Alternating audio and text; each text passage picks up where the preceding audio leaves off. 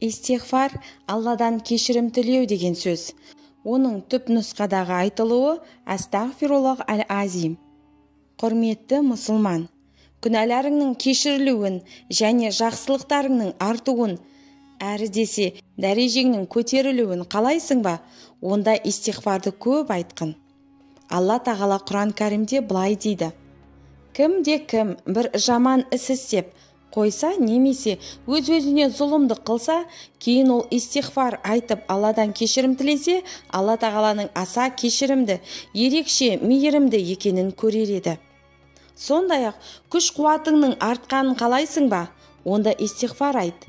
Алла тағала Құранда Худ пайғамбардың сөзімен былай дейді: әй халқым, Раббыларынан кешірім тілеңдер, соң оған тәубе етіңдер, сендерге көктен жаңбыр жаудырып, қуаттарыңның үстіне қуат қоссын, күнәһар болып бет бұрмаңдар.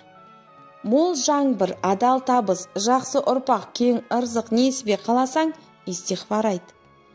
Мен сендерге Раббыларыңнан кешірім тілеңдер, ол өте кешірімді, сендерге көктен мол жаңбыр жаудырады, сендерді мал дүние және бала шағамен қамдайды, әрі сендер үшін бақшалар жасап, өзендер ағызады, дедім. Екі дүниеде де Алланың азабынан аман қалғың келсе, истиғфар айт.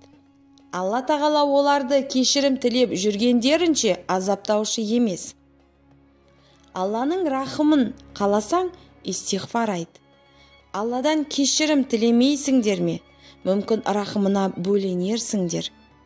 Аллаға жөнеліп үнемі одан кешірім тілеуге ыждағат таныт. Шынында истиғфарда сен үшін көңіл қоштығым және уайым қайғыдан, іштегі күйзелістен құтылу бар. Бұған байланысты сахаба Абдулла ибн Аббастан жеткен риуаятта пайғамбарымыз, оған Алланың игілігімен сәлем болсын, былай деген: кім үнемі Алладан кешірім тілеп жүрсе, Алла ол үшін барлық қайғы мұңнан арылтып қуаныш сыйлайды.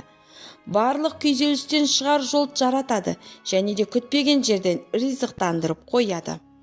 Истиғфар айту өте оңай. Тек күніне 70 немесе 100 мәрте Астағфируллах ва атубу илайхи.